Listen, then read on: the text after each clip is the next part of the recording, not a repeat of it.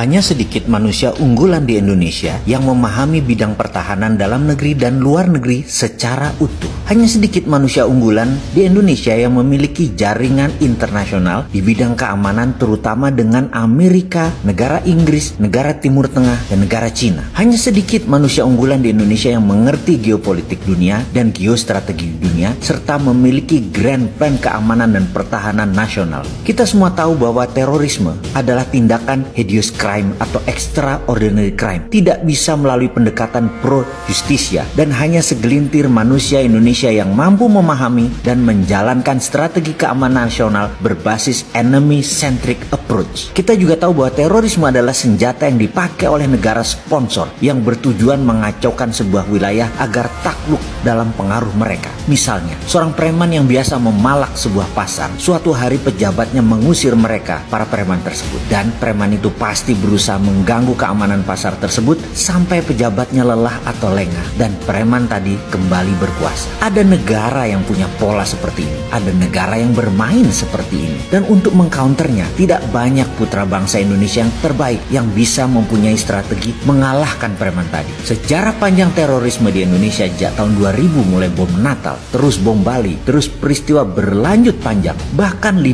tahun ini dalam periode pertama Pak Jokowi terus diguncang jaringan terorisme. Puncaknya pejabat tinggi negara menjadi korban penusukan. Ini menunjukkan banyak hal yang harus dibenahi di kedepannya. Dan sekali lagi, tidak banyak putra bangsa yang mempunyai strategi penanggulangan masalah ini. Bagi saya, orang tersebut hanyalah Pak Prabowo Subianto. Dia sudah memiliki semua grand design bagaimana membuat negara Indonesia aman dan memiliki strategi membangun pertahanan negara yang kokoh. Konsep dan strategi beliau hanya pas kalau beliau sendiri yang menjalankannya. Dialah orang yang paling tepat mengawal Pak Jokowi 5 tahun ke depan dalam bidang pertahanan. Saat ini, negeri Indonesia ini butuh seorang Prabowo. Butuh seorang Prabowo aktif di dalam pemerintahan. Selesai semua masalah keamanan dan pertahanan negara. Jayalah Indonesia.